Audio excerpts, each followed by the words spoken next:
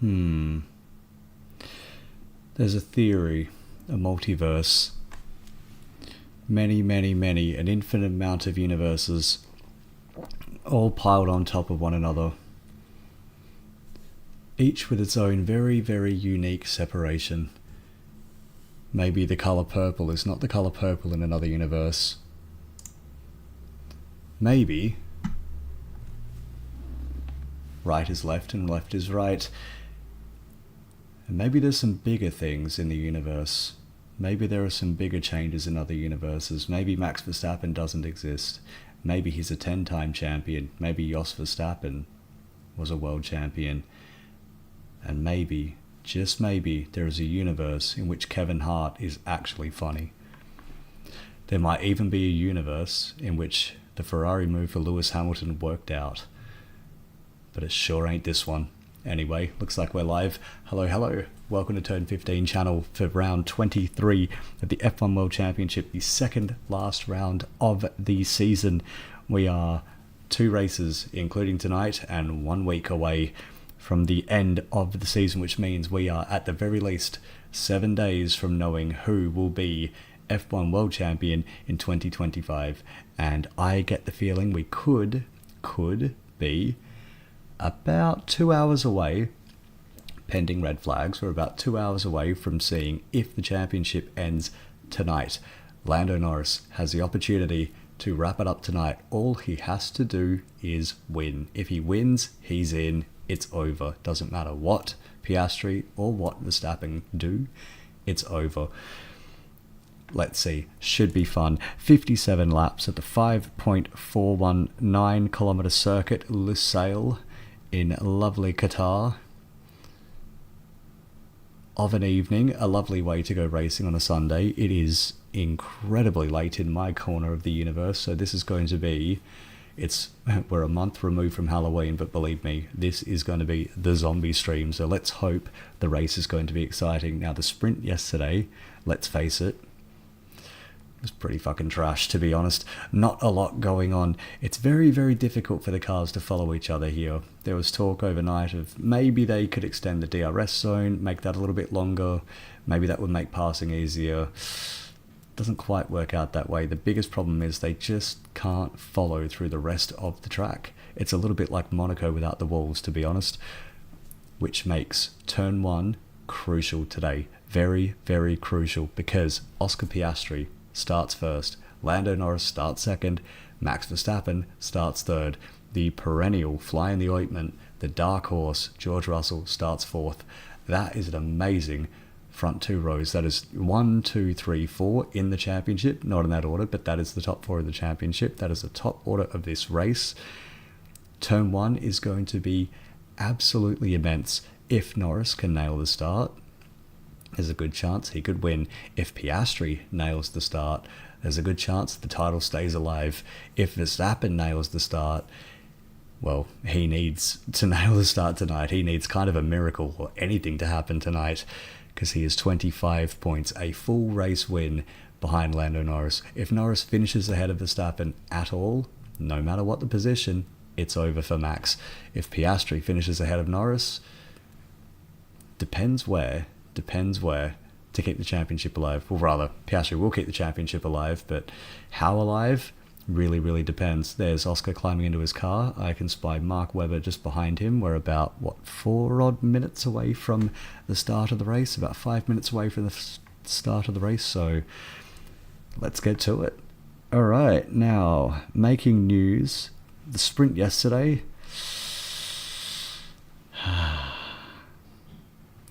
Never been a fan of sprints. I've said it over and over. It lacks so much of what makes Formula One, strategy and things like that. You cannot have a movie as good in a third of the time. I'll put it that way. A 4-hour movie can sure be cut down maybe, but a half-an-hour movie, well, it better be good. It misses too much, and I think yesterday was a big example of that. Today, pit stops. At the very least, we're going to have some sort of strategy action here. Now, the big news for as far as pit stops goes this week, 25 lap limits on the Pirelli tyres. Now, the Lusail circuit asks a lot out of the tyres. There's gravel on the Exeter corners, which has been cutting tyres as well. It's very, very, very demanding. In fact, it's why it's so hard for these cars to follow each other around this track. A lot of high-speed corners. It's a bike track. It was made for MotoGP, which has been going there for nearly 20 years now. It's a great track for MotoGP, which means a lot of these corners are medium and high speed, which asks a hell of a lot out of the Pirellis. So Pirelli has, as they tend to do, shit themselves before the start of the event. The FIA announced this will be a 25-lap maximum stint. Now, because there are 57 laps at this track, it means at least 2 stops. No one-stopper, at least 2 stops. It's not going to be as crazy as it was a couple of years ago when we had, I think it was, 3 stops, 4 stops, maybe even 5 for some guys. Not going to be that crazy, but it is going to be intense. So we'll see. Is that going to open up some strategy variation? Is it going to make sure everybody copies the same strategy? We will see.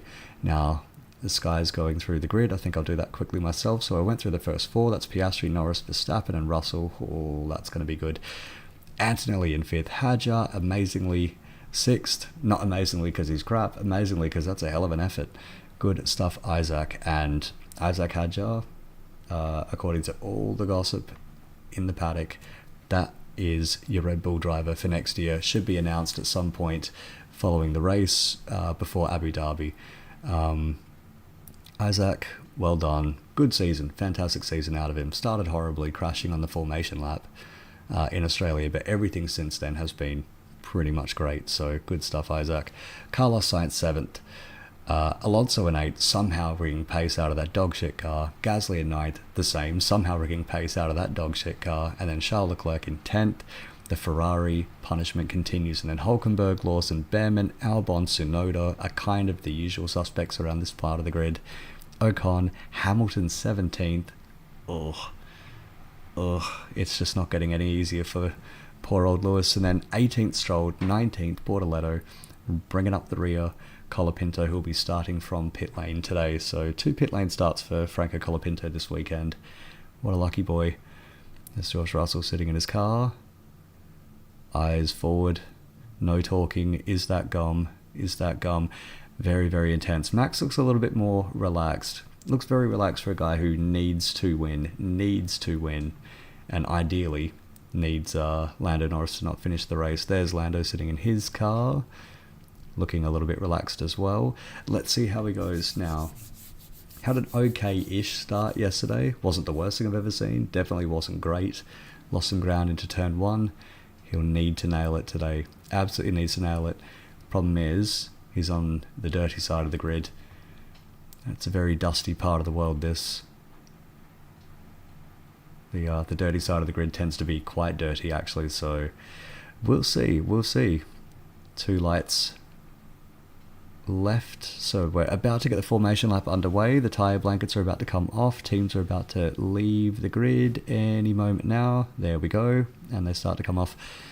It's going to be I can almost see it. Unless Lando absolutely nails the start, I can see him maybe coming around 3rd place at the end of lap 1, which again isn't great, but if he finishes 3rd to Piastri winning, potentially, that's 10 whole points. That means the margin's down to 12.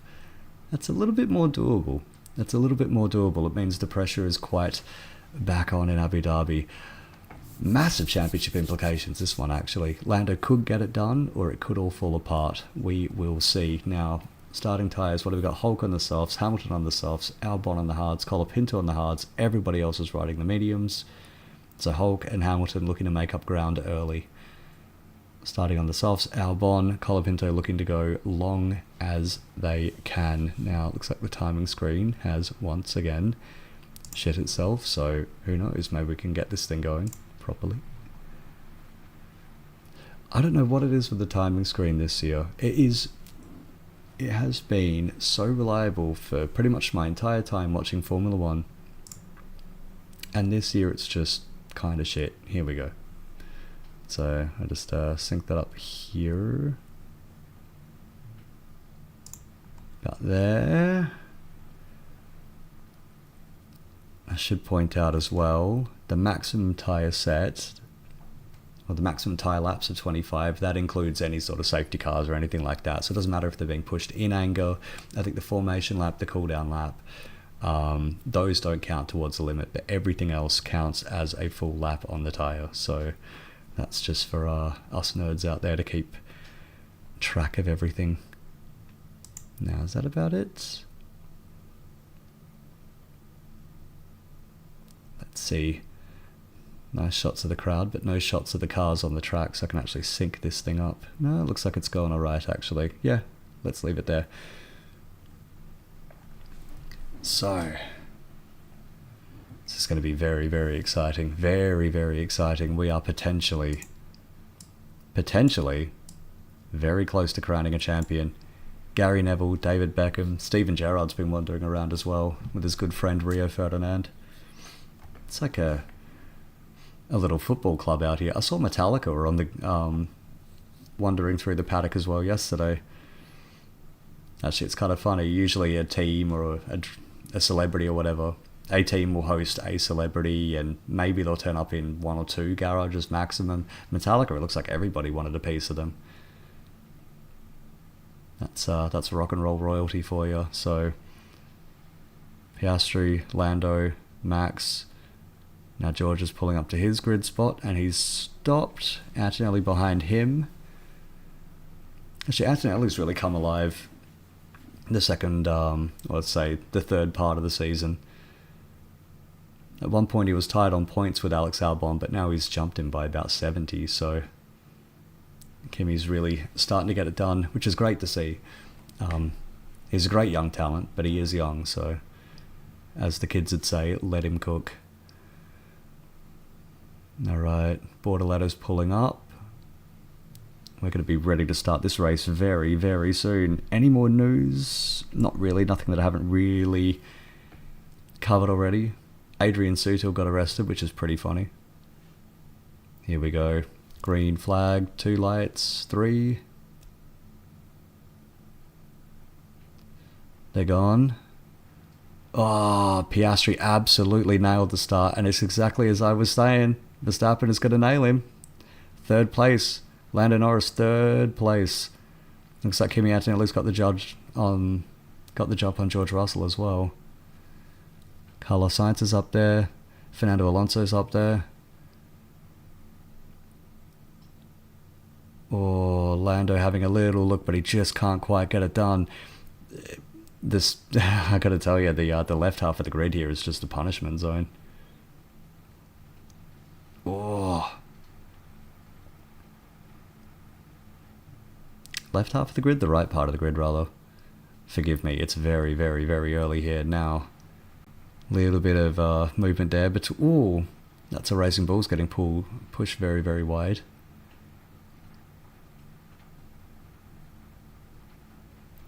Now, side by side with Lewis Hamilton, that's Liam Lawson, never plays nice. Lewis off the track just a little bit. Liam Lawson, one of the more aggressive, more forceful drivers here. Looks like Yuki Tsunoda's going side by side with Albon as well.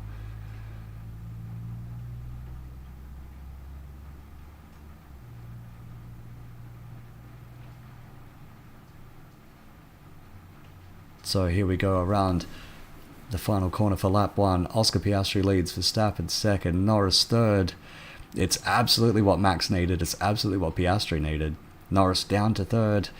Gonna need to do some work here. Now, Lando could do this today, and he could do this next week as well and still become champion, but I get the feeling he's going to want to jump, at the very least, Max Verstappen. Get rid of, at least, Max Verstappen from the championship race.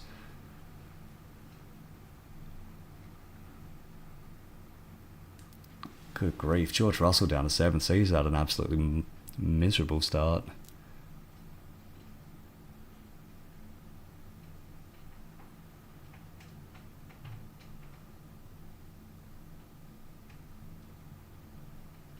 I mean, it's difficult. If you're starting on the dirty side of the grid, it's almost like just throwing an anchor out behind the car. Like one of those drag racing parachutes. It just absolutely screws you.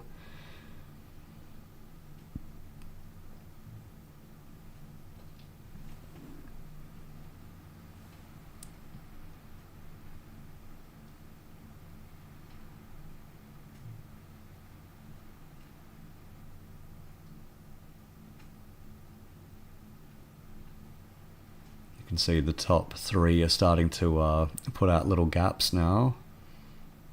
I wonder if they're just trying to preserve the tyres more than anything else. Look at Piastri go though. Fastest lap as well, which you'd kind of expect, leading the race on lap 2. Is that Alpine carrying something? It looks like the floor is really sparking up on that, on Gasly's Alpine. I think that's damage. It's either damage or he's carrying something on that, I think. It doesn't look like the car bottoming out. It looks like the side of the floor is smacking the ground.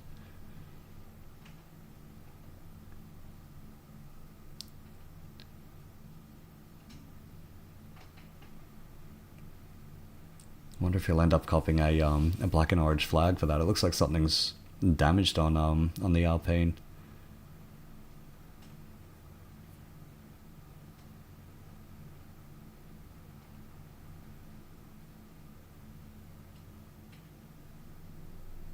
Look at that. Norris already 3.6 seconds off of Oscar Piastri. Look at the gap the front three have already. Kimi Antonelli's at least keeping up with Lando Norris, but 2 seconds now Verstappen behind Piastri. He's absolutely gunning it. This is the Oscar Piastri that we've seen for the first half of the year at least. This is the Oscar Piastri we haven't seen since Zandvoort, actually. It's been a bit of a miserable run for Oscar, but is it too late to do it?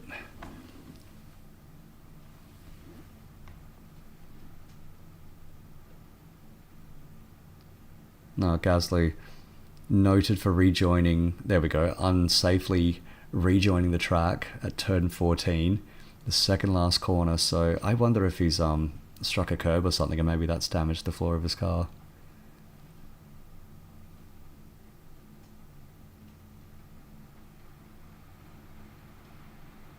So here we go, replay of the start. The McLaren start exactly the same, but then you just see the whole right side of the grid just tugs. There's just no grip.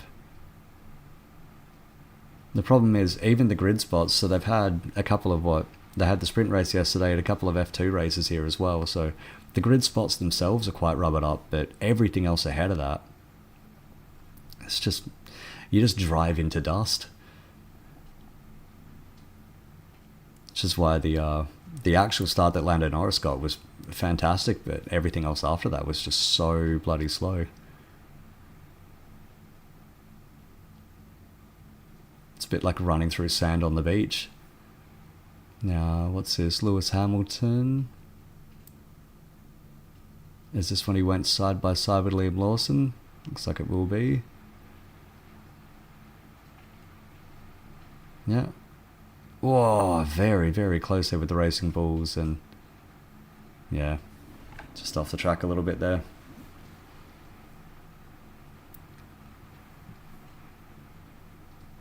That's Nico Hulkenberg getting by Charles Leclerc. Just painted. Whoa, look at that. Leclerc actually shoved wide for his troubles as well. Now what is this, Pierre Gasly? Oh, yeah. Well, that was sort of going into turn 14. Yeah, and look at that. There is, yeah, okay, so it is broken. There's just a little flap of carbon fibre that's smacking the ground there.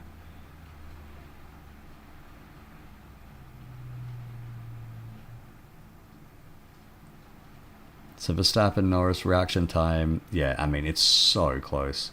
It is so close. But look at that, 0.02 of a second difference in reaction time and nearly 0.2 of a second getting up to speed between them, so it just shows how dirty that part of the grid is.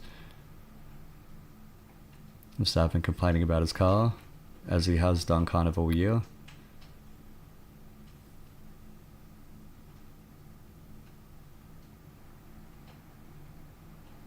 Now look at this, it's 2 seconds a gap between Verstappen and then Norris.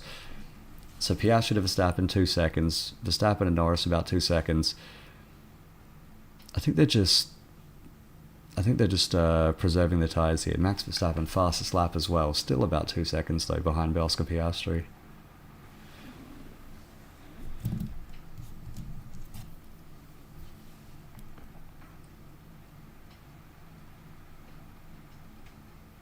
Gasly, black and white flag for rejoining unsafely. Well, it's not really a penalty, but I mean, I don't know. I'm not sure what else he was supposed to do there. I mean, he sort of went off at high speed. It's a high speed corner, then he went off, and then he just... I don't know, it didn't look that bad from the onboard at least.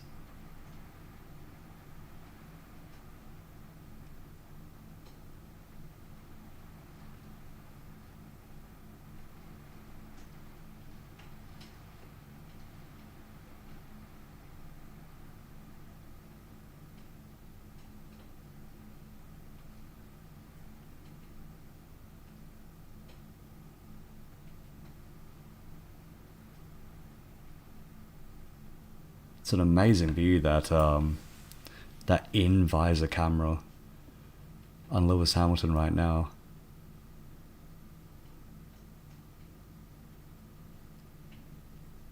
Ocon moving before the signal noted, so Ocon fluffed his start. Where is he right now? In 15th. Ooh. Probably going to be going backwards from there, buddy. Hulkenberg passed Gasly as well. So how about that? It is possible to pass here. Oh my goodness. It's possible to crash too. Look at that. Nico Hulkenberg. Something's happened. That car is absolutely fucked. That'll be a safety car. 100% safety car. And look at that. Yeah, the floor of Pierre Gasly's car is now just almost completely collapsed. Oh, look at that. It's like there's a small fire starting on the Gasly car underneath it.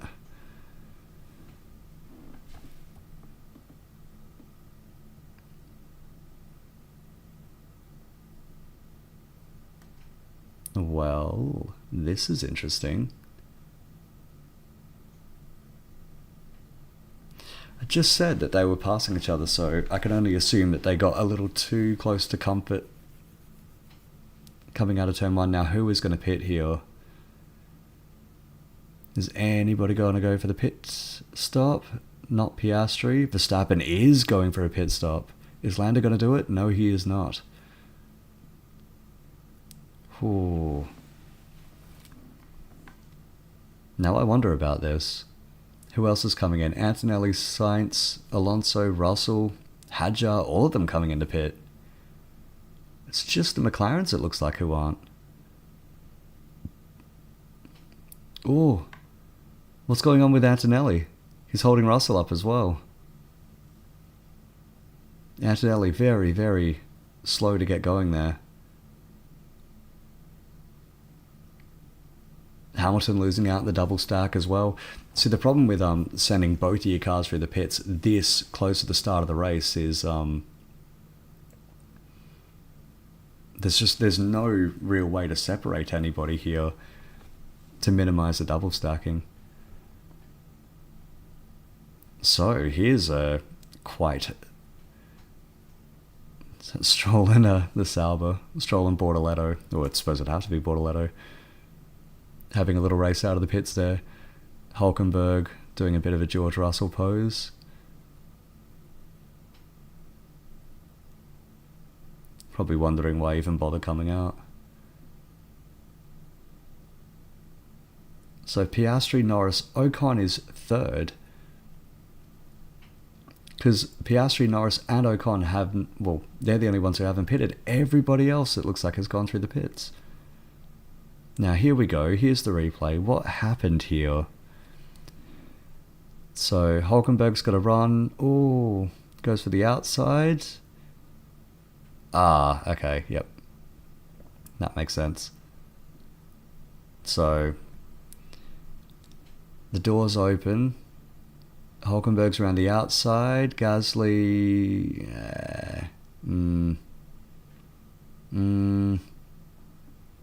what do we call that? Maybe a racing incident? Maybe a little bit clumsy out of both of them. No, it wasn't that much Hulkenberg really could have done there.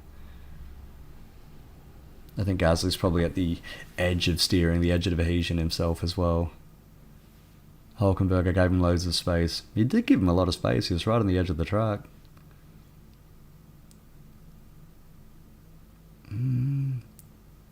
just both their lines just kind of naturally came together there. It wasn't really, I don't know. Maybe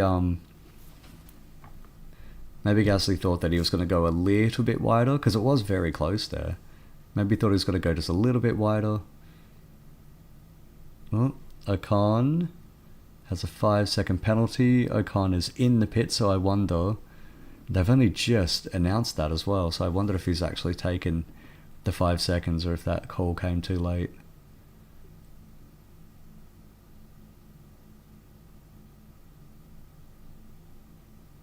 So here we go. Piastri, Norris have not pitted. Everybody else has. Norris asking, we should have followed him in. No, he's talking about Max.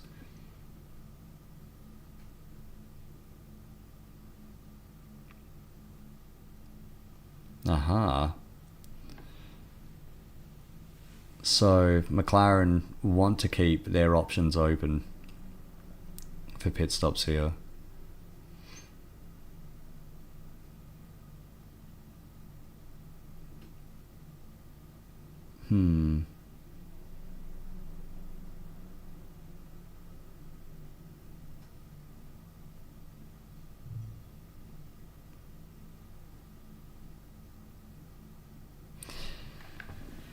I mean, it's interesting. It's interesting that they didn't at least split the strategy.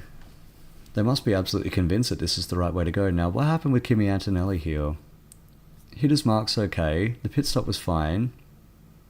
He just wasn't let go. There was a Racing Bulls that was coming by, but that was forever back. That was way, way back. That shouldn't... I mean, Russell got held up, but there was traffic right up his arse there.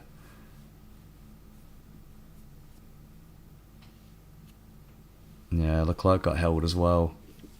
That's a crowded pit lane for you. It's just what happens sometimes. God, it looked like a big pit stop sequence at the Indy 500. Just all of these cars all in at once.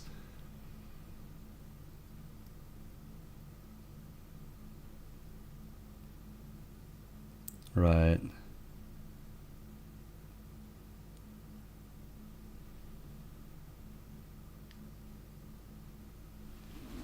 Well, this is going to be very, very interesting.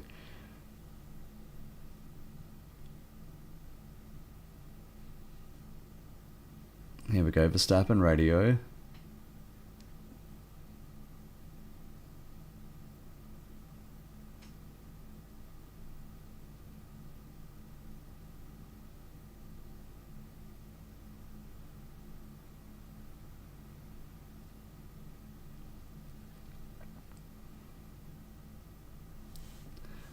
Ocon back in the pits, just thunked down on the floor, that did.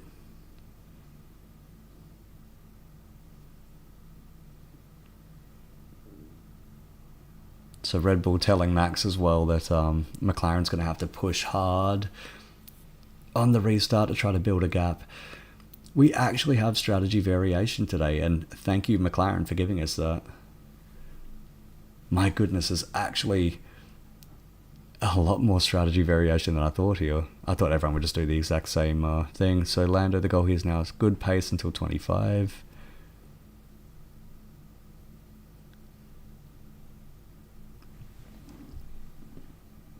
I mean, there's 25 lap stints, and everybody pitted on lap 7, which means they're kind of all having to pit on the same lap now. They have to pit on the same lap, or else they'll end up taking an extra pit stop near the end of the race that they don't want to. Maybe that's an okay call from McLaren. So, restart coming. The safety car has absolutely gunned it out of there as well, so when's Oscar going to go? Here he goes. Into turn 14. Look at Max as well. Now, crucially for Lando Norris, actually, he's got track position. Very, very, very crucial, because we've seen how bloody hard it is to get a pass done here. No DRS for the restart as well. So how about that? A little bit of a pit stop shuffle very early today. So Piastri, Norris, Verstappen, Sainz 4th. Good lad. Antonelli, Alonso, Hadjar, Russell, Leclerc, Behrman.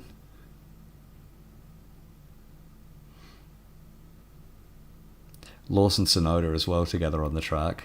This for, I think the winner of this will get to keep the Racing Bulls seat next year.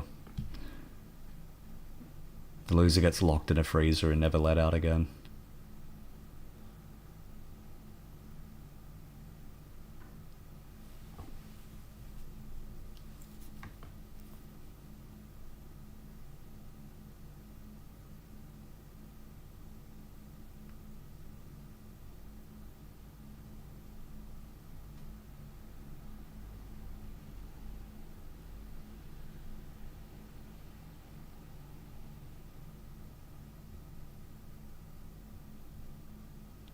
God, just look how hard they're pushing these cars through those corners. It reminds me a bit of the old Turn 8 at in Istanbul. Just consistent, really high speed turn of direction.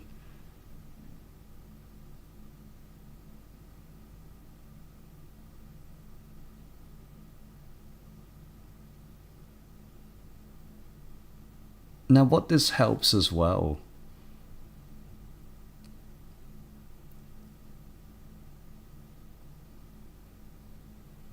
alright, Ocon noted for not serving his penalty correctly either. Fuck me dead. That's, there's been a few of those this year, hasn't there?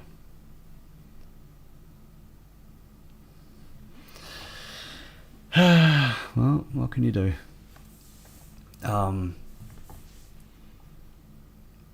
What helps with the safety car coming out, actually, with the McLarens, is it's taken just a little bit of edge off of those tyres. It's 25 lap maximum stint, so you can pit any other time between there, but you don't want to pit. You don't want to pit. You don't want to pit any extra times. So really, you would want to maximize as much as you can. Everybody else now is just locked into the same thing. I'm starting to think maybe the McLarens were onto a winner here.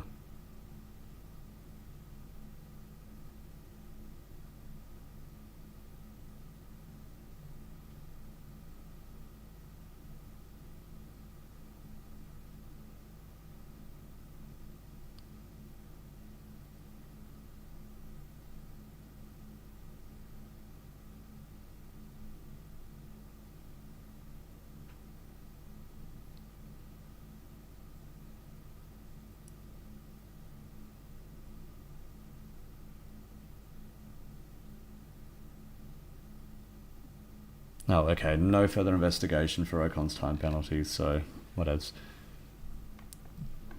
It's all as you were then. I wonder if that's because the call came through, I think, while he was already in the pits. I wonder if that's what they were thinking, but it looks to me like Ocon pitted twice. And we saw him serving a penalty, so it looks like they actually got all of that sorted just fine.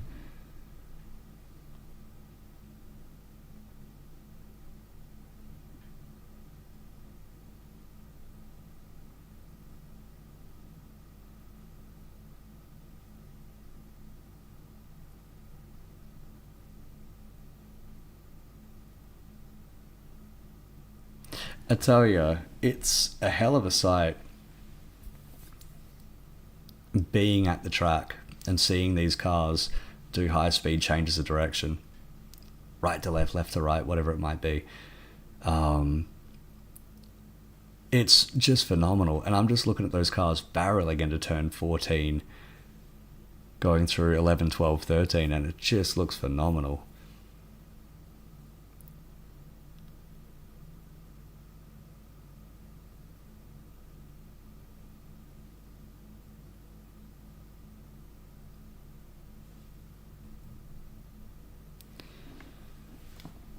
So lap 14, Piastri, Norris, Verstappen, then Sainz, Antonelli, Alonso, Hadjar, Russell, Leclerc, Behrman. Everybody else not in the points. Right.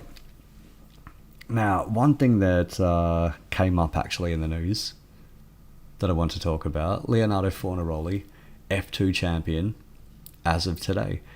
with 1 round remaining, Leonardo Fornaroli is uncatchable. He is the F2 champion.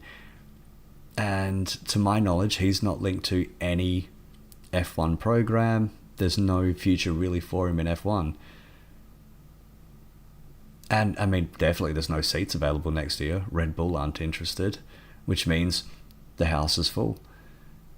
It's he looks like, to me, he's probably going to be one of those champions like Felipe Drugovich or Teo Porcher, where just the timing of it is just off. Even Nick DeVries, although he ended up racing in F1, but it was a bit of a extenuating circumstance that. There tends to be like generations of drivers, and we've got the generation now, I think, the core of the generation. Piastri, Antonelli, Hadjar, like, let's say that they were one generation. Norris, Albon, George Russell all joined at the same time. Leclerc 1 year before them, so they're sort of like another core generation. There tends to be like a core bunch of guys who will make it, and everybody else is just kind of shit out of luck. And Fornaroli, to his credit's put a pretty decent championship together this year in F2, but unfortunately for the lad, he's going to be shit out of luck. I just don't see him making Formula 1.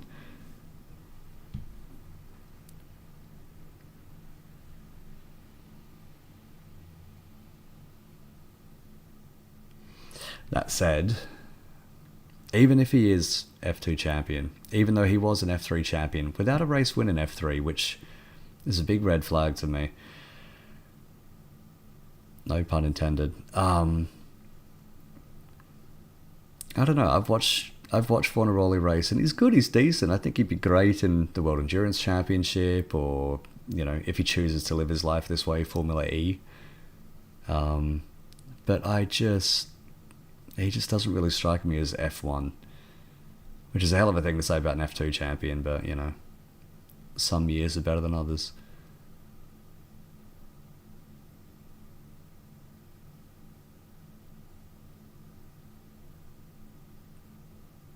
Also, Adrian Sutil getting arrested. Jeez. Fraud and embezzlement, I think, is what he's being charged with. I don't know what the fraud is.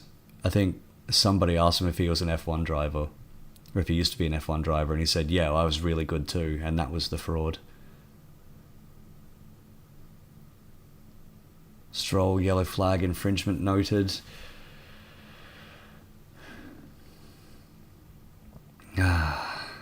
Good old Lance.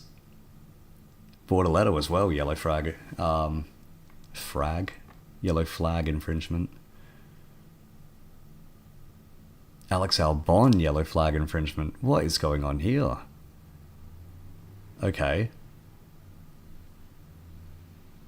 Now, was that under the safety car, or was that just them going through the crash site?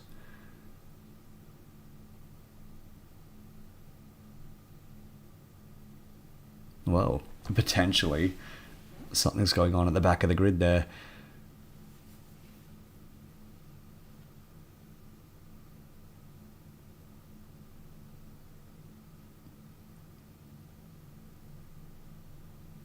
Yeah. It's... what is it, lap 17? So we've got 40 laps to go. In 40 laps, I wonder if we'll even see 10 passes. Maybe I could just sort of like meme magic this thing. If I just start talking mad smack about this race, maybe it'll get more interesting. The championship implications, I think, are very interesting. I think it's going to be interesting to see how the pit stops play out. Mostly because McLaren has chosen one direction. Verstappen's chosen another. Well, the rest of the field chose another, and it's going to be fun to see who made the right call here, but dear God, if the rest of this race...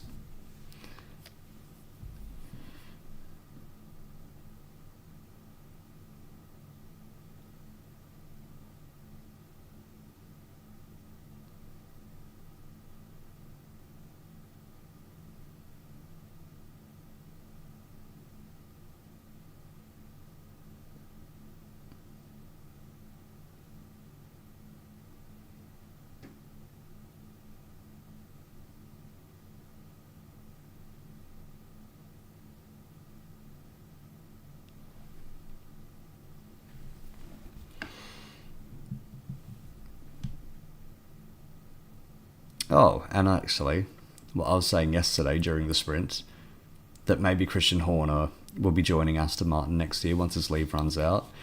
Throw all of that in the trash. That was put to Lawrence Stroll yesterday, and he said absolutely, categorically, no, Christian Horner will not be joining Aston Martin in any capacity in the future. And apparently he told all of the staff that when they announced that Newey was taking over as team principal at the factory in the week. I think a lot of people were thinking, well, okay, is Horner going to come into this role? Because Adrian Newey as a team principal is not just uncharted waters, but strange waters, weird waters. Especially, like, Aston Martin has hired Newey to build the car, and being a team principal is not building the car or designing the car. It's meeting with sponsors and going to different meetings and strategy things and shit like that. Apparently Newey's going to be sharing a lot of that out. Like, he's not going to be doing everything. I don't think he's going to be doing a lot of, like, the sponsor schmoozing or anything like that. He's going to be mostly still doing the design work, but no further investigation for Stroll for the yellow flag, so I'm wondering if everybody else is going to get away with it too. So I suppose we can just knock that. Yep, no further investigation for Bortoleto. I'm guessing, who was the other one who got it as well? Albon, I think. I dare say he's going to get away with that as well, unless he was being a rather naughty boy. Yeah, it just means the Horner Star story is a non-starter. Been hearing a lot of strange things about Christian Horner, and not just the text messages. I mean, things like he's trying to get his own team off the ground, that he has all of these investors who are willing to back him into creating a Formula One team. I don't believe that. I really don't believe that one, because we saw what... Yeah, Albon got away with it. No investigation necessary. We saw Andretti try to join the grid a few years ago, and they were just rebuffed over and over and over until Michael Andretti dropped out of the project and Cadillac took over, and then the FIA was very interested in getting them on board. Or rather than Liberty FOM were very interested in getting them on board. So Team Christian Horner, I think, I don't see it starting. I really don't. I'd be shocked, absolutely shocked. There is one spot left for a new team, according to the current Concord agreement. And really, I think 12 teams is kind of the maximum. You can fit 12 teams. Any more than that, you'd have to start redesigning, tracks, pit lanes, things like that, just to accommodate everyone.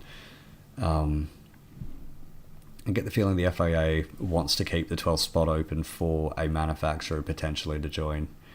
In fact, that's half the reason that they didn't want Andretti involved in the first place. They loved that Cadillac was coming along, that GM's being involved, but they didn't want Andretti Autosport in the sport. I think what they wanted was General Motors in the sport. Now, I've heard rumours of Hyundai, maybe Toyota, having a look at the sport, but I'm very unconvinced. Apparently Toyota, I mean, they've got a partnership with Haas right now. Apparently they are genuinely, seriously considering doing some sort of an engine in the future, but I don't think it'll be for the next engine regs. It might be for the whatever follows it. The new engine regs, by the way, I'm really not looking forward to, just personally. Really, really, really not looking forward to them. When I went from V10s to V8s, you lose 2 cylinders, but that was kind of it. Everything else just sort of, plugged along as it should. The move to hybrids, to turbo hybrids, was huge. Ooh, Albon track limits. Now, would that be for turn 10? A bit like Yuki Tsunoda was doing yesterday, and Kimi Antonelli as well. We shall see.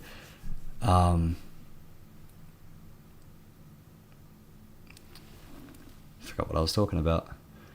Something about, hybrid engines, turbo hybrids. Now, these things have come quite a long way. I was at Albert Park for the first running. Piastri complaining about his front left. It's 21 laps into that stint. I'd say, yeah, the tyres are absolutely going to be struggling. Look at Verstappen still kind of hanging on here. The good thing actually for McLaren here is that they've got Carlos Sainz in 4th, and he has already dropped 8 seconds behind Verstappen. Now Carlos is quick, but he's not that quick, and the Williams is not that quick. So just as well that it's so damn hard to pass here, because Sainz is going to be acting basically as a buffer for the McLarens here.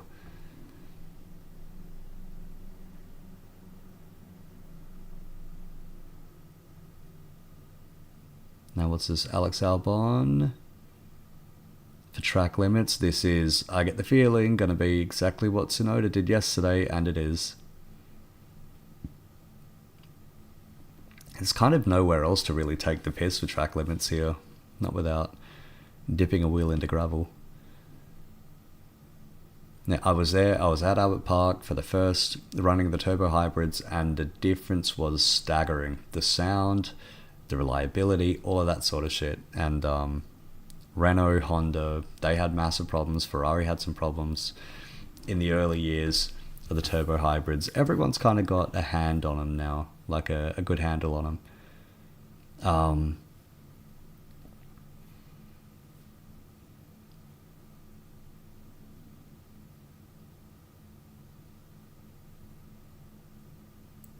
These new engine regs, though, I don't know. I think this might just be a little bit too... I think F1 might have just lost the plot a little bit. Now, the big thing here as well, McLaren are going to be pitting out of sequence, but what that also means is they are going to be pitting into traffic. I think they're going to try to aim for maybe getting out ahead of Alonso. There's a little gap between Antonelli and Alonso there, which might help them.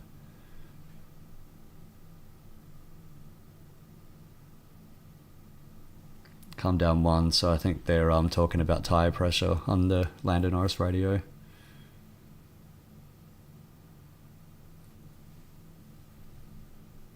I figured they'd be coming down 1 psi, but maybe they're going down to the hard compound. We shall see.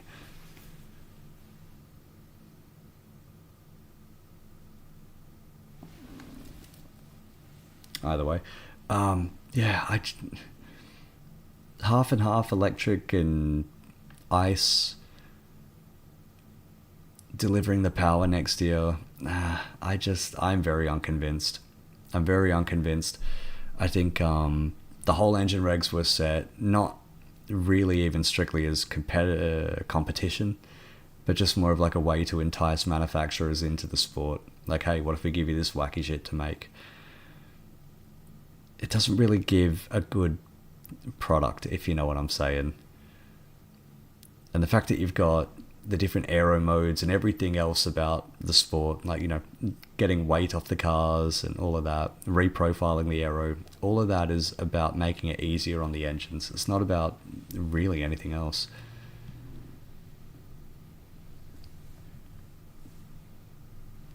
It's a shame this ground effect thing didn't really work out. These cars as well now look so much more intricate aerodynamically than what they did in 2022, which is, you know, to be expected as a rule set stays the same. You just end up finding weird fine margins where the cars mostly converge onto one creative concept, and you can only really sort of tinker with it. Oh, so there goes Oscar into the pits.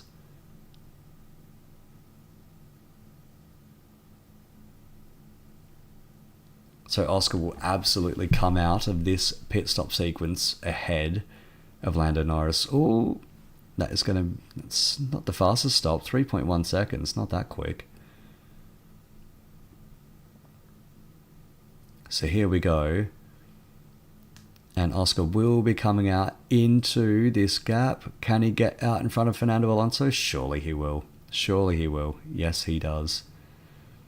And the thing is, Sainz and Antonelli only have a few laps left before they can do a pit stop here, so he shouldn't be losing that much time behind them.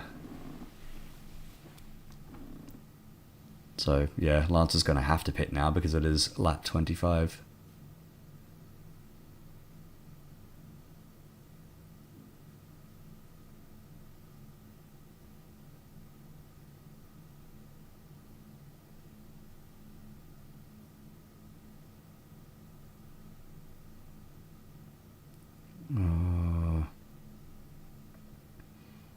Norris is really pushing here. Alonso, 25 seconds.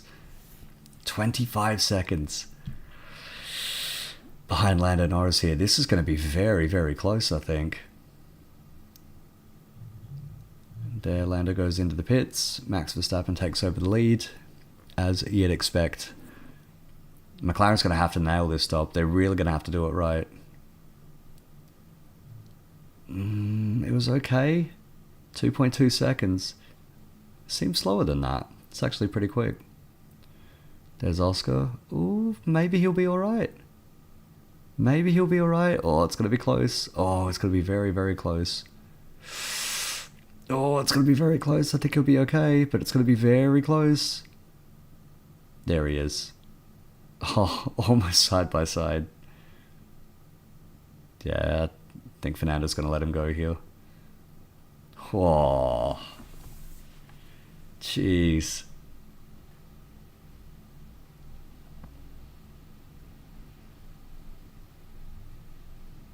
Oh, that was about as close as it gets. That really, you know what? McLaren nailed that one. That really, really was. That needed to be a great pit stop, and Lando got it. I was thinking another 3-second pit stop would have put him behind Fernando there. Would have totally fucked his race. So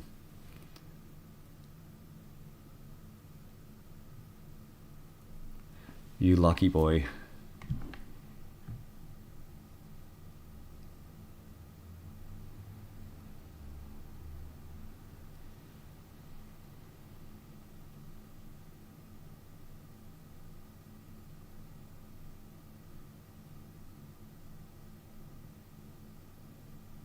Speeding in the pit lane, Lance Stroll under investigation. That's always a slam dunk, that one. They don't investigate it unless they've been pinged.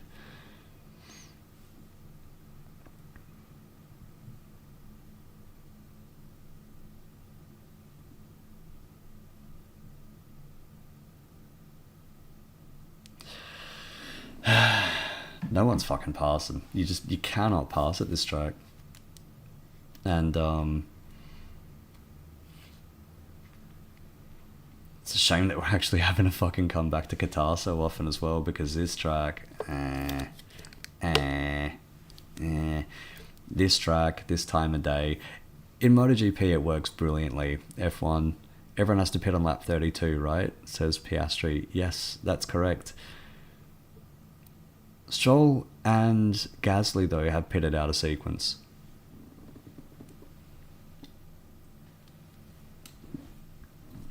Sorry, I tell a lie. Stroll and Ocon have pitted out of sequence, but everyone else is going to have to pit on lap 32. They're all kind of stuck on that now.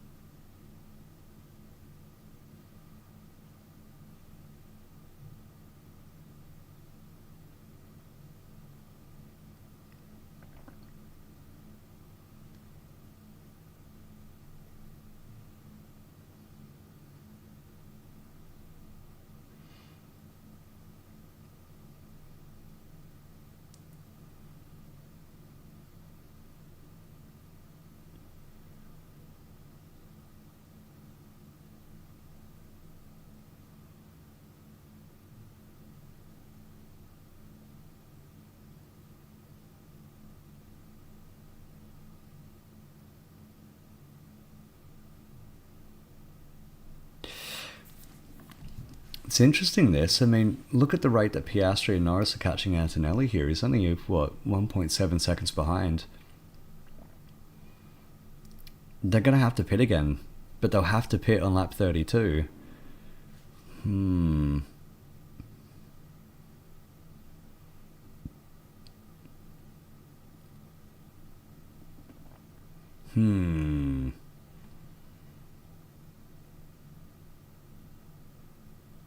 This is going to build into a crescendo, it looks like. So it looks like Verstappen, Sainz and Antonelli, all of them will be pitting on lap 32. And they will have to pit on lap 32 in order to make it to the end. And they'll have to pit on lap 32 because that would be 25 laps since their last pit stop. So mathematically it works out well enough for them. Verstappen's been given an absolute lifeline here. Sainz and Antonelli, the offset has put them behind Sainz and Antonelli. In an ideal world, they would just have pitted back into free air, but the two cars ahead of him are going to be there for at least the next 3 laps. We know that now. And they have no choice in it. Otherwise, they would have to pit again right at the end of the race, which they don't want to do. Look at Norris, 4 seconds behind Piastri. I think just saving his own tyres back there.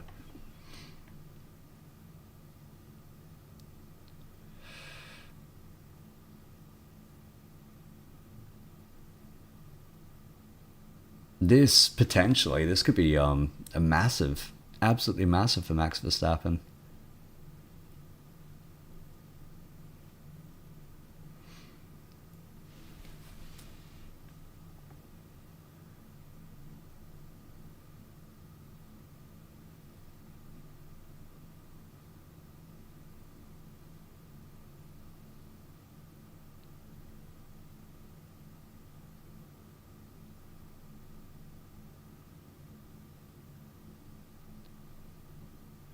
Well, Piastri, look at him, he's catching, but how brave does he want to be? He is brave.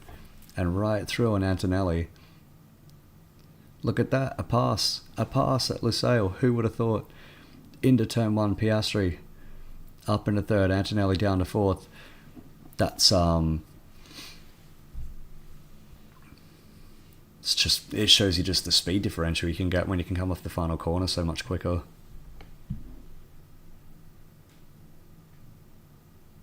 He has to be this brave as well, Piastri. He has to make this work. He's fighting for a championship here. Oh, good pass.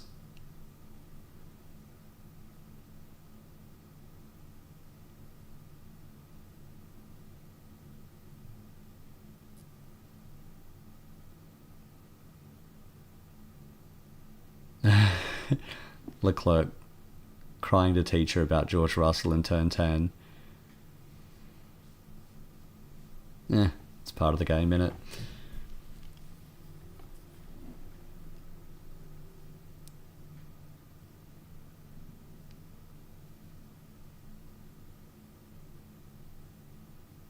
Now Lando was right behind Antonelli as well. One more lap until these cars get out of the McLaren's way. Oh, it looks like they're just going to sit behind him.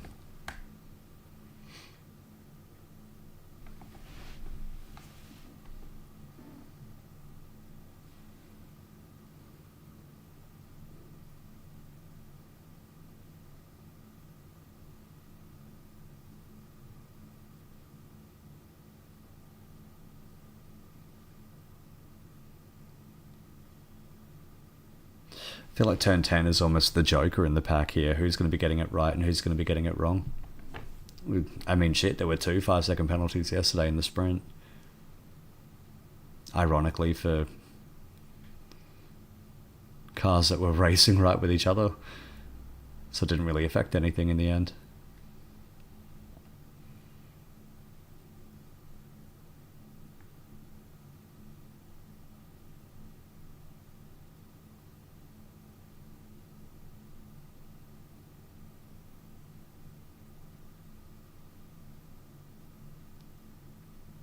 Box, here comes Verstappen into the pits.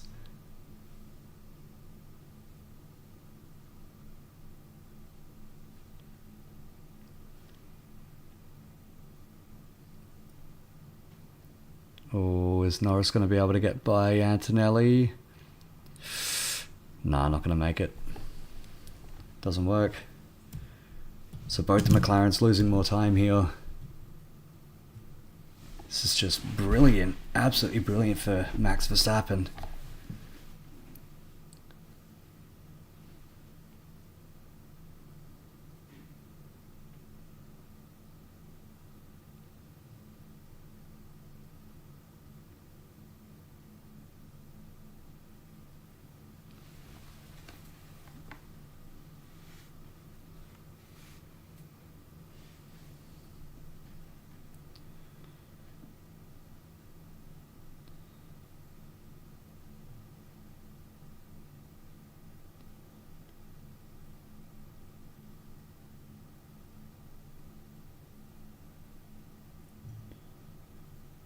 So Verstappen in the pits, and this will be the lap. Everybody except for the McLarens is going to come into the pits.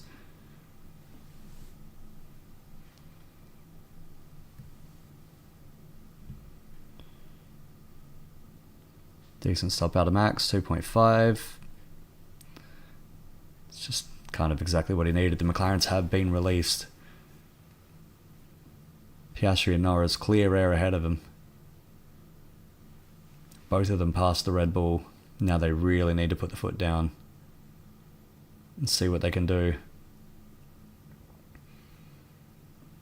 Oh, it's close between Antonelli and Alonso there.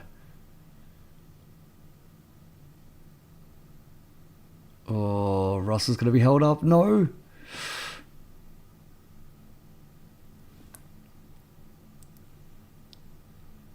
Oh.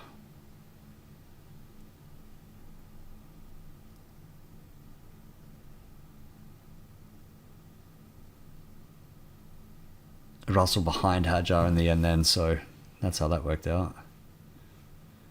Whew. It always makes me nervous when I see a pit lane that congested.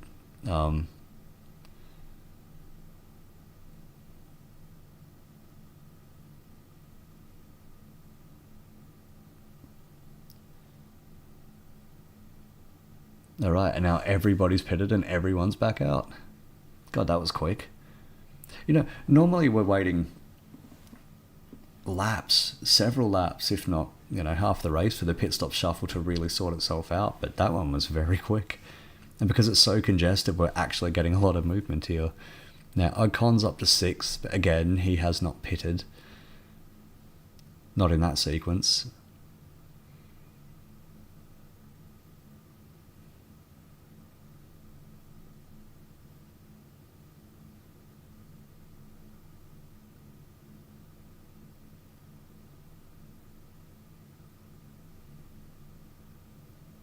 Here we go. Replay on board with George Russell. So the tyres went on and then, released almost into... Oh, it was Liam Lawson, that was.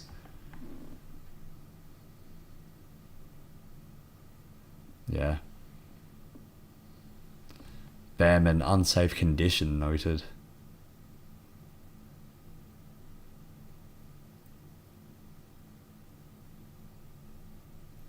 Norris being given a very polite hurry up by McLaren there. Unsafe condition, so I wonder if they sent Behrman out with a loose wheel or something. He's 18th right now, 6.5 seconds off the back of Colapinto.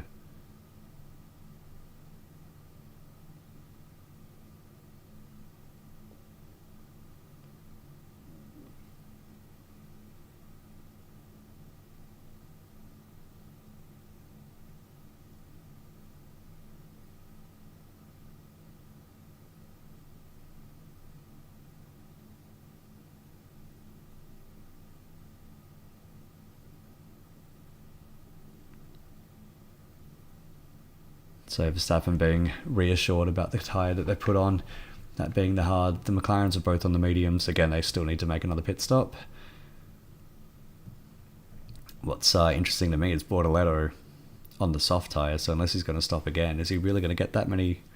Is he really going to get 25 laps out of a soft tyre here? I doubt it.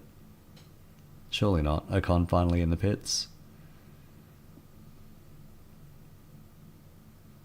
Slow, very slow stop. Yeah, 4.6 seconds. It was a rear left, wasn't going on. Behrman, unsafe condition under investigation.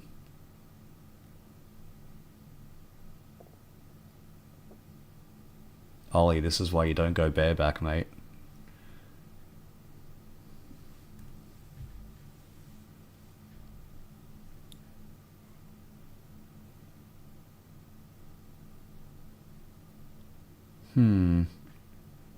Lando being kind of coached, saying that he can't do the throttle pattern. Sonoda, unsafe release noted. Okay, so there's that as well. Yuki's ear is getting just a little bit worse. Now, what is this, Behrman? So what happened? Did they send him out with a loose wheel or something? Can't see anything. Oh, yeah, the wheel wasn't on. Looks like the left would have been the left rear.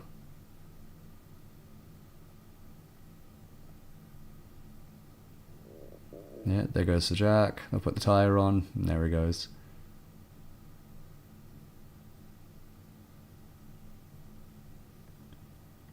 Man, Bearman is losing it. Raging Bear.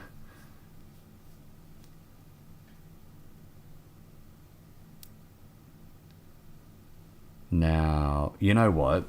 To me, I think Verstappen might win this. I mean, famous last words and all of that. The McLarens have, what, 14 laps? 14 and 15 laps yet to go in this.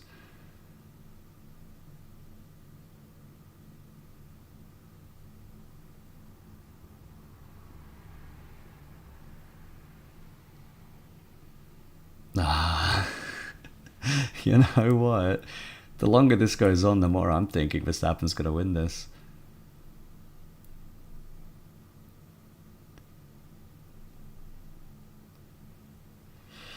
It's going to be, you know what? It's going to be very, very interesting at the end of the race. I can't pick a winner right now. Norris saying that he went off. 6.2 seconds now is Lando Norris behind Oscar Piastri, so it's not really going all that great for Lando today.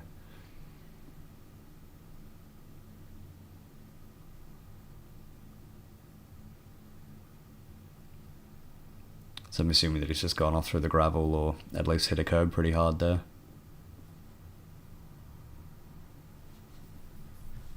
Now, crucially for the top three, Carlos Sainz is still in fourth, and that means that Carlos Sainz is probably going to hold fourth, assuming the car makes it, to the end of the race. Also means that he's going to be holding up everybody else behind him. That Williams does not have the pace of the top three.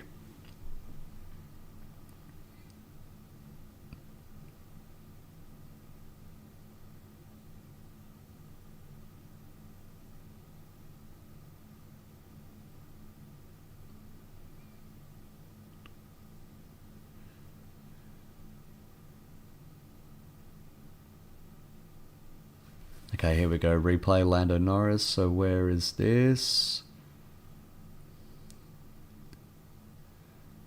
Yeah. Oh.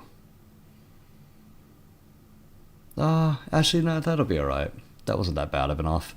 I thought that he would have absolutely clattered through the gravel, but it looks like he just sort of dipped a wheel in it. It's not too bad. You don't want to be doing that to your tyres, though. Massive gravel stones that they use in this part of the world. You'd end up getting a big puncture. And you really don't want to puncture here. I mean, you don't want to puncture anywhere, but you definitely don't want to puncture here when you're fighting for a championship.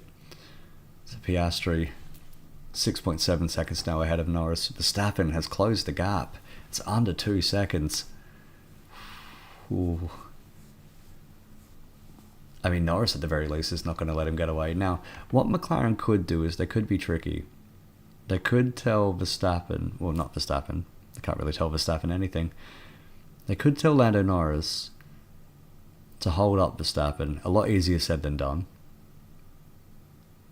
But considering how hard passing is here, it's almost like Hungary, this track. How hard passing is here, except for in turn 1, where you could really have a shot, if you have a decent go of it, and have a bit of luck.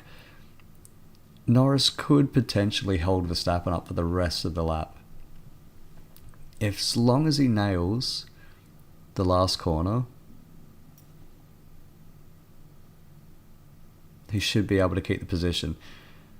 That, at the very least, would help Piastri with a win. I'm not sure Norris is really fussed about that, though.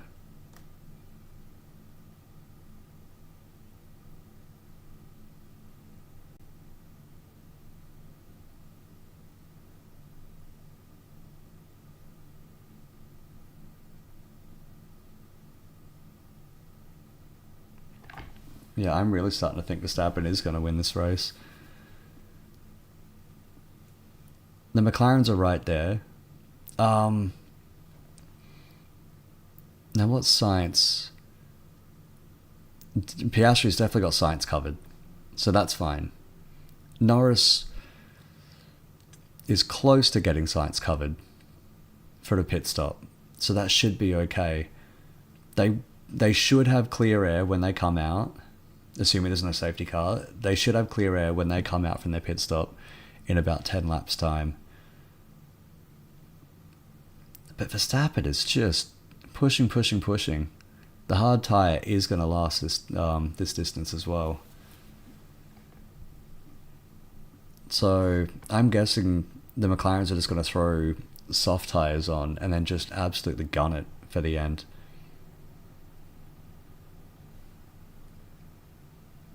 "10-second stop and go penalty for Behrman. Unsafe condition." Yeah, I mean, that seems like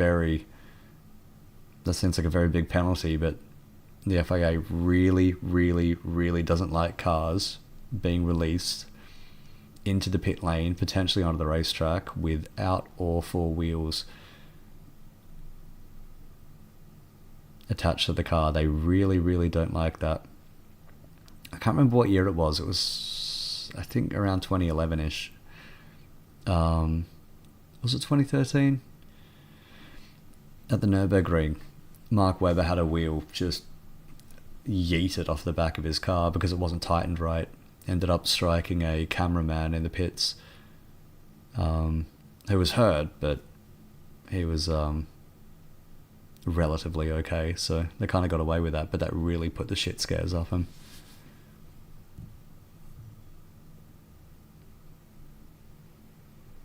Yeah, Piastri's saying box now and see if they can chase him down. I'm starting to think maybe they're going to have to do that because Verstappen is just not...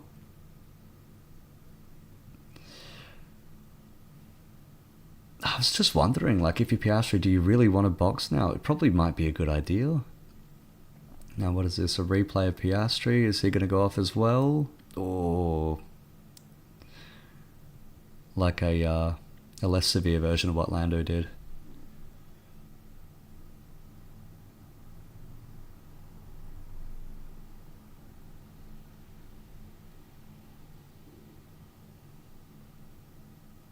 Now,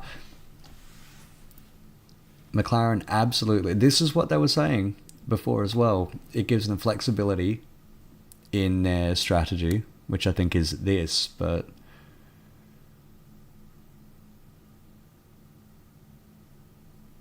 I wonder who is going to be flexible with the strategy. The thing is, nobody behind the McLarens has to pit again. I think Norris will have to pit again, but that'll be it. Not Norris, sorry. Well, he'll definitely have to pit again, but I think Stroll is the only other one beside the McLarens that will have to pit again, so...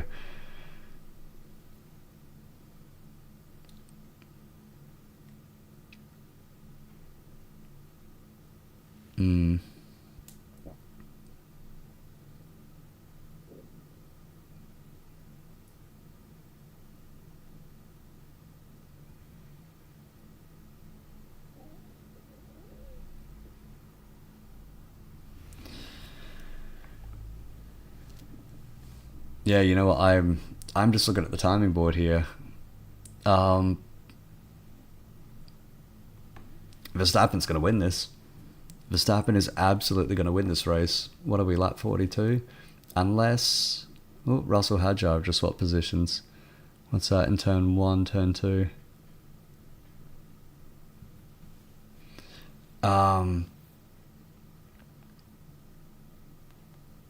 Oh, boxing. So Piastri is boxing for the hards. Now, what's Norris going to do? Is he going to hang it out? You can't... I mean, if you're Norris, maybe you end up just running plan A to the finish. I mean, if Norris pits right now, he's going to come out behind Carlos Sainz, which is going to be just horrific for him.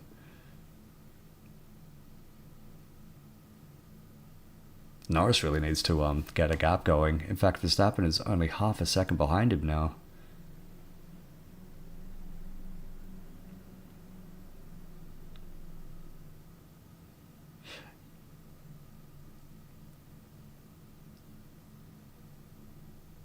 Okay, here we go. You know what? This race just got very interesting. Norris is getting absolutely hounded by Verstappen. Norris does not have a gap to Carlos Sainz, and he's not really building one either. It's been about 20 seconds for a few laps now. He's going to need more than that. I think Norris, for the sake of just doing something different, he's going to have to just run this strategy as far as it'll go and end up putting on softs and seeing what he can do after that.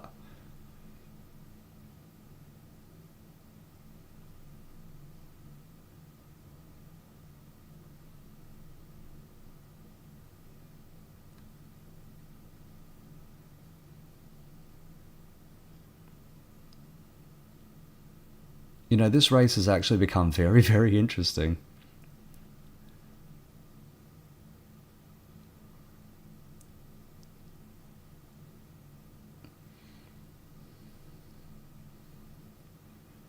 Just look at the extra grip that Verstappen has on those hards compared to Lando's mediums. Now, Lando's done 18 laps on his tyres. It doesn't look like they're really going anywhere. Again, Carlos Sainz and Antonelli, they will both be ahead of Lando Norris. Now, McLaren has a dilemma here. Do they get Piastri to chase Verstappen down? Can he make 17 seconds in 13 laps and put the pass on? I doubt it. Are they going to try to get Piastri to act as a wingman? Keep Norris at least on the podium rather than throwing him down to probably 5th? God, would Piastri even want to do that? And the clock is ticking down as well. As long as Sainz and Antonelli are staying in that window,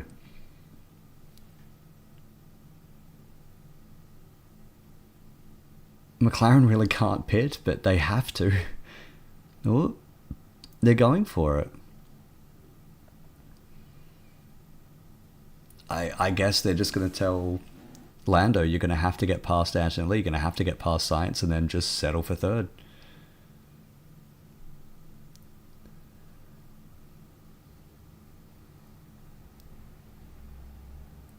Slow stop. 2.7 seconds, yeah. Piastri past Lando Norris. The Williams is going to get him. And the McLaren's going to... the Mercedes, rather, is going to get him too. What a massive blunder. What a massive blunder.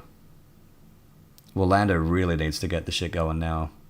Really, really needs to get it going.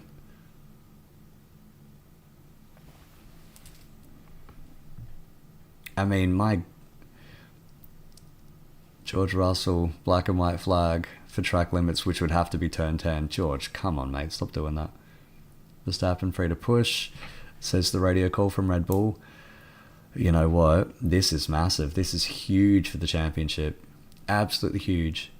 The gap was 25 points. Verstappen, 22 points. Piastri, it's going to come down quite a lot from there. Oh, that's Fernando Alonso going around. What was that in turn 6, I think?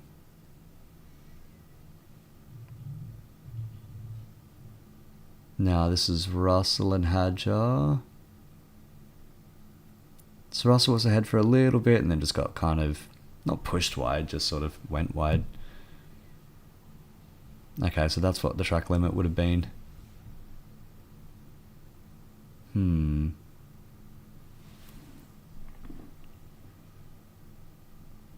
Here we go. 10 points. It'll be 10 points. Norris and Verstappen, 10 points.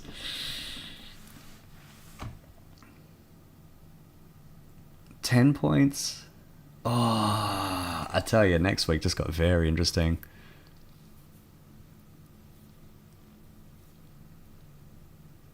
McLaren.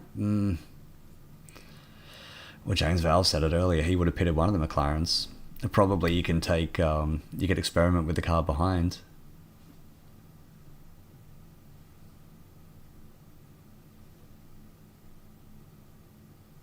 You're fucking kidding me. We're going to get another Carlos Sainz podium. What a fantastic day.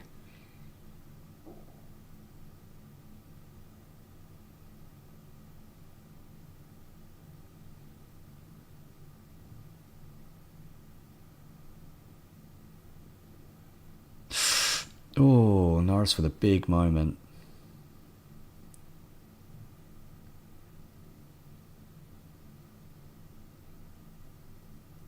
Oh.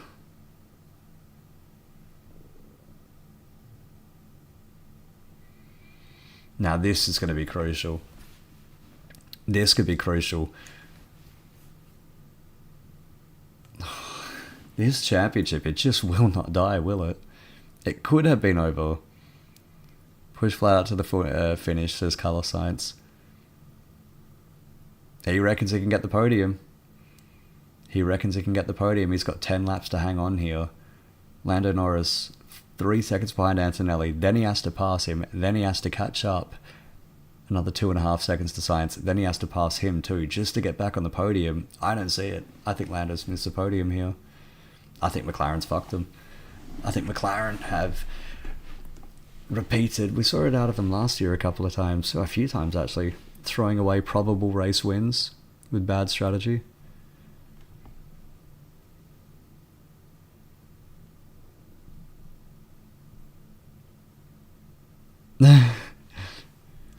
Piastri told that he has to be more than a second a lap faster than Verstappen to catch him from here, and Piastri, I think, knows that that's not going to happen.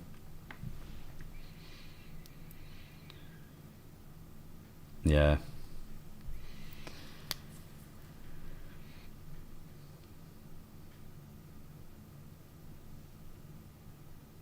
Now Norris 2 seconds behind Antonelli, so he is catching him. He is catching him. And there is a fair, what is it, about 12 laps, 13 laps of a delta between Lando Norris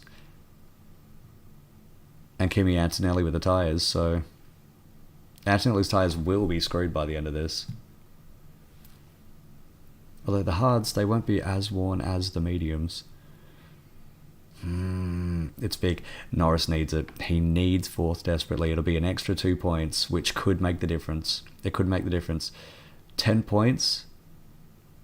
10 points is massive for Verstappen. It means that if Norris is third next week and Verstappen wins, I think it is on a countback Verstappen would be champion.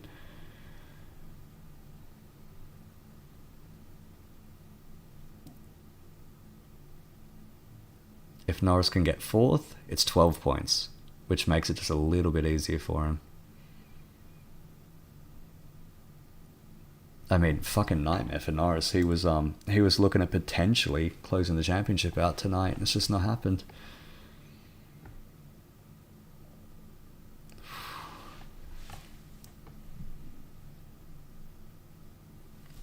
God, I'm nervous here. Look at that, 1.5 seconds now to Antonelli. So Norris is pushing like hell. Verstappen, 13.5 seconds to Piastri. It's not going to happen. It's over. It's over. It's over. Norris, I think that's the one to look for here.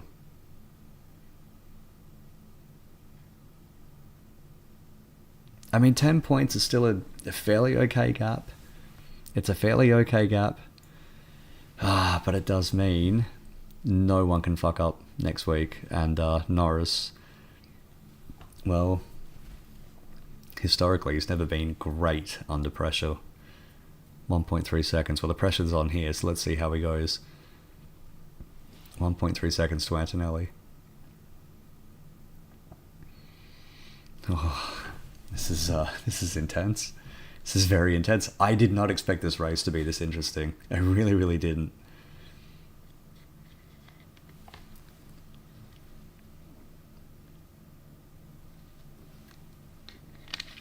Thank you, Kimi Antonelli and Carlos Sainz, for keeping this very interesting.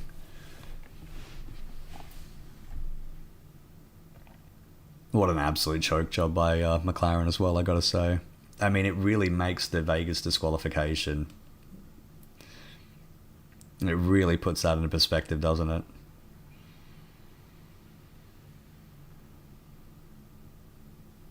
Had that not happened, I think it would already mathematically be over. Well, it would be for Verstappen after this race. Norris, he's not able to make the move. Antonelli stays ahead, so he will follow. Lando's going to have to follow him for the rest of the lap, unless he wants to get very creative.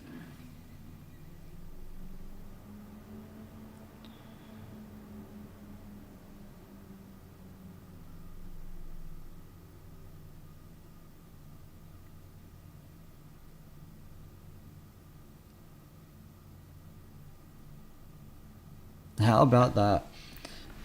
Just like in 2021, a collision between, well, yeah, a collision between two midfielder back markers is going to have massive championship implications.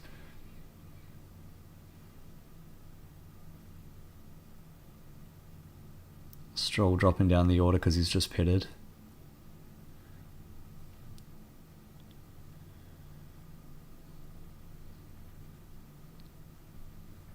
Oh, science radio.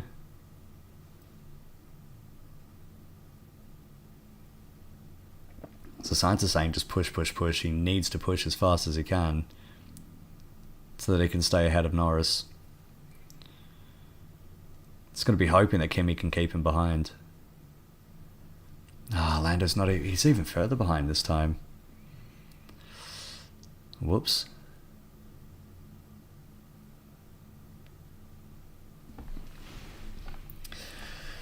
Oh, I don't think it's going to happen. I don't think it's going to happen. I think Anthony Luke's going to get him.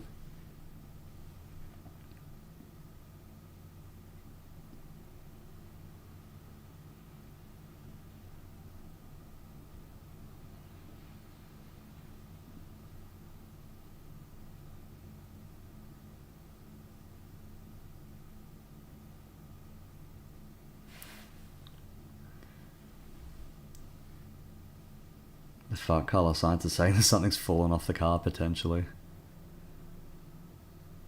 Has he got a puncture? I wonder... He's still going alright.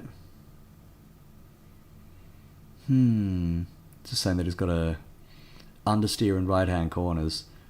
The problem is, the right-hand corners are very quick here.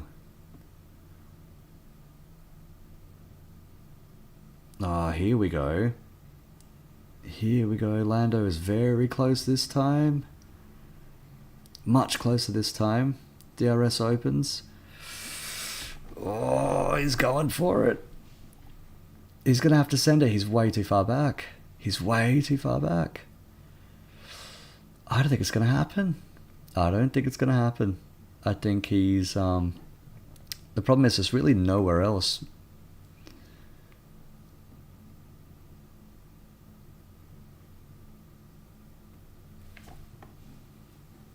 There's kind of nowhere to really send it into turn 6 here. There's really nowhere else to properly make a move at this track, unless he wants to get really, really adventurous.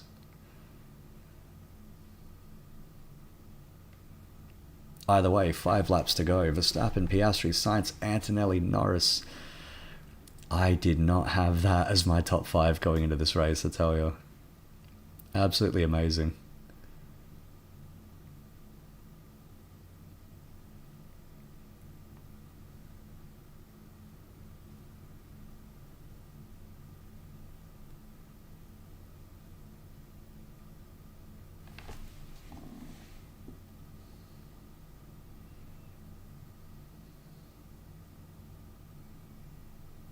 Yeah, I think this is starting to wind down now. I think it's becoming very obvious. I don't think Norris is going to be able to make the move. Piastri's definitely not going to be able to catch Max. Cool.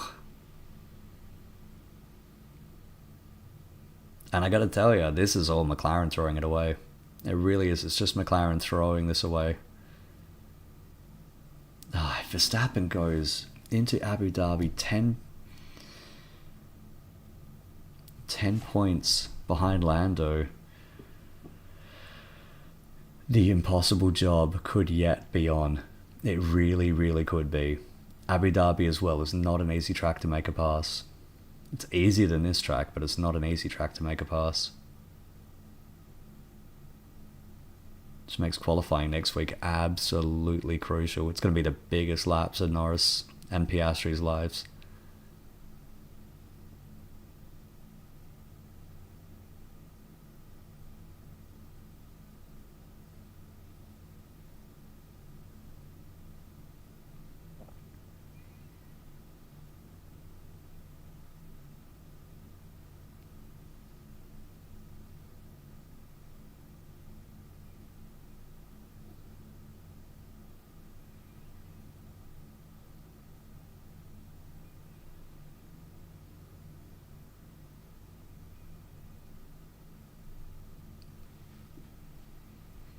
commentators now talking about potential championship points, countbacks, things like that.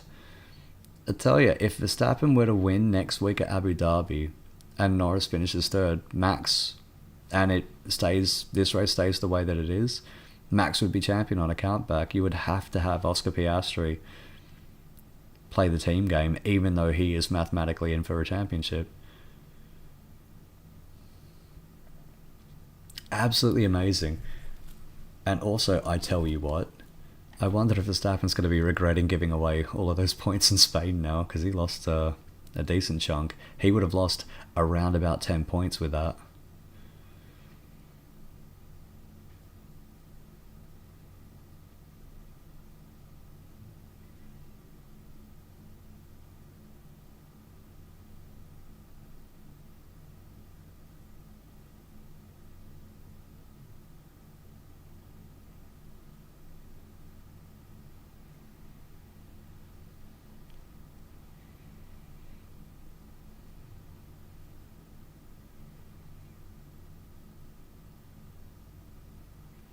This is absolutely intense. And how about that? 3 laps to go, including the one that we're on.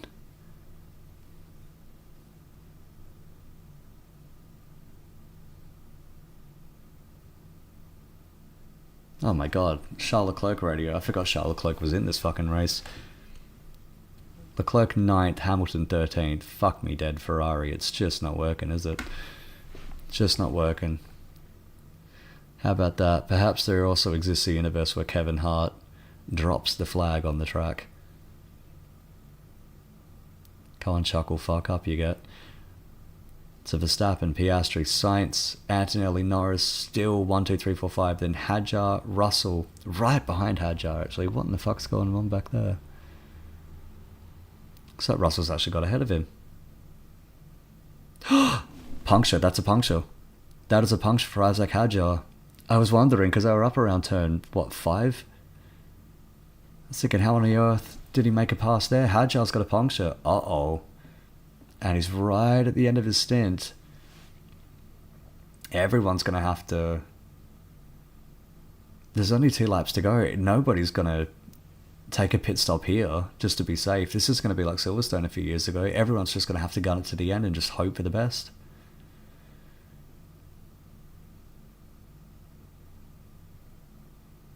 It's hard luck for Hadjar. He was running in 6th there, running very, very well.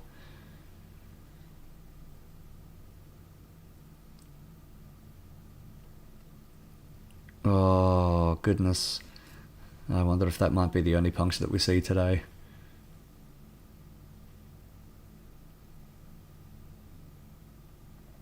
God, so nervy. So much more nervy than I thought I would be. Either way, Verstappen, Piastri, Sainz, Antonelli, Norris, now Russell in 6th, Alonso, Leclerc, Lawson and Tsunoda in 10th.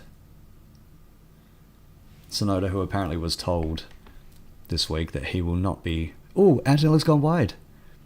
Lando's got it. That's huge. That's absolutely massive. That's absolutely massive. That is absolutely massive for the championship there. Norris just making that one position means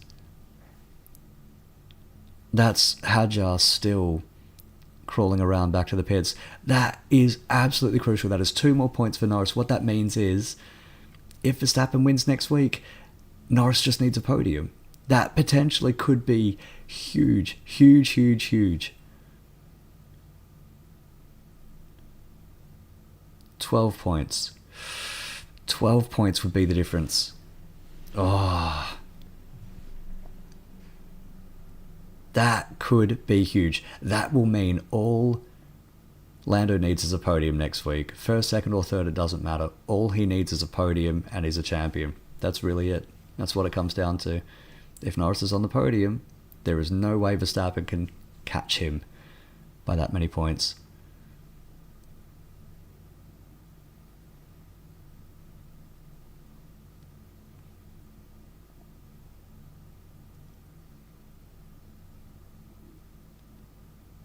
Oh, here comes Max Verstappen across the line, and he wins. Max Verstappen wins the Qatar Grand Prix. Oscar Piastri will come across in second. Over the line, there he goes. Carlos Sainz, half a second still ahead of Norris, but he's gonna bring this home. Absolutely, he will. Amazing. Carlos Sainz, 2. Count them, 1-2 podiums this year. Absolutely brilliant. The best Spanish podium at Qatar since Fernando Alonso for Renault.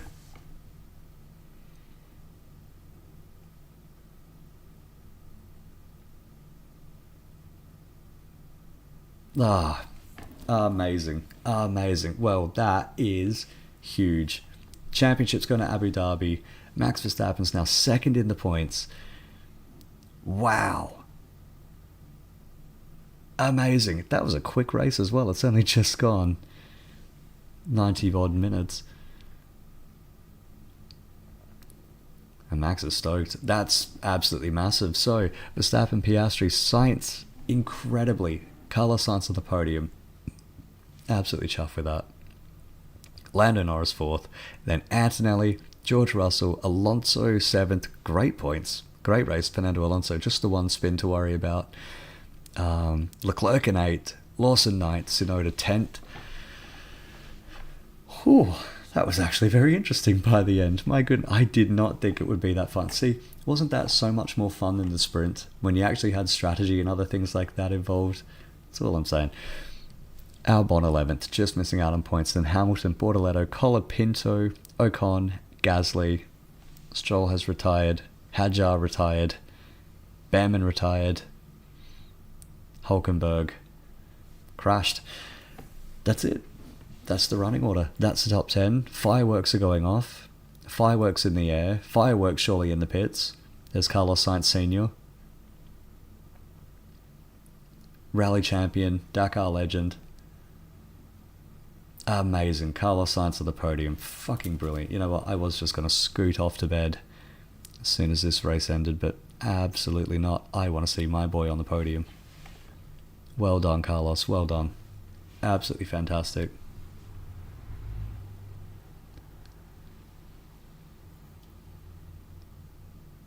I mean, that really...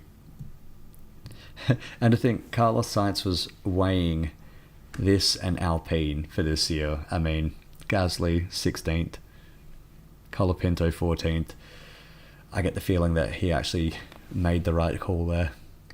He made the right choice as Lando climbing out of his car. So, what do we think of that? That was cool. Not a lot of on-track action. Really not a lot of on-track action there, but the strategy was very, very interesting. Championship implications are massive. A little bit of excitement at the end there. I give that a good 3 out of 5. 3 out of 5, yeah, 3 out of 5 sounds right. 3 out of 5, 6 out of 10. It's pretty okay. Driver of the day, Max Verstappen.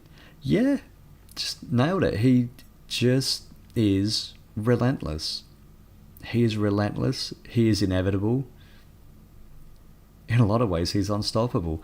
Even in a competitive downturn like Red Bull have had this season, he is still racking and stacking wins. I mean, the car's hardly a pig. It's still pretty handy, but Max is really wringing every single morsel out of this. And I tell you, if Matt, we will go into next week. We are going to go to next week until we get a champion crowned. I think between Max, Piastri and Norris, in pure pace, tenacity, overall, the complete package of driver this year, I'd say Max would be the deserving champion. Out of all of them, I'd say Max would absolutely be the deserving champion. Is he going to get it done? Is it going to be like 2012 when Alonso drove his heart out, drove his ass off all year and came up just short? Is that going to happen, or are we going to have the impossible story? Can Max Verstappen do a Cody Rhodes and finish the fucking story? It's going to be incredible. Absolutely incredible to see. It's Carlos Sainz going a little bit crazy in Park for May. Fantastic to see. There's just... You could look at little moments in the season. If, let's say, next week, if Lando were to lose the title by a single point, maybe you look at today and go, no, they fucked the pit stops up. They totally fucked the strategy up. It could have been that. It could have been the points that he lost when he crashed pointlessly in Canada. It could have been... There's all these little bits. Here, there, everywhere. What I would also say is 12 points is the gap now between Norris and Piastri. Oh, Norris and Verstappen, rather. And Piastri's, I think, 4 points further back. Suddenly, the Monza position swap is a lot more valuable. A lot more valuable for Norris and potentially a lot more valuable for McLaren. Very, very interesting. Either way, it is incredibly late, so I'm going to cut this one a little bit short. Thanks for joining me. Next week, Abu Dhabi Championship Showdown. I cannot wait for that. It's going to be absolutely fantastic. We will have a champion. We have 3 drivers going for the championship. For the first time in quite a while, actually, I think. When's the last time we had 3 drivers going for it? We had 4 in 2010 in Abu Dhabi. We had 3 in 2007. Any between there? I don't think so. I can't recall. I don't think we ever went into the final round with 3 drivers all up for the championship since 2010. No, I don't think we have. So, hey, how about that? Absolutely amazing. Historic. Potentially it could be historic. I still can't pick a winner between Verstappen, between Norris, between Piastri. Even though he's 3rd in the championship now, anything could happen. Anything could happen in Abu Dhabi. We've seen that before. Anything could happen. It could be absolutely incredible.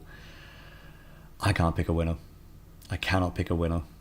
On pure form, I'd say Max Verstappen.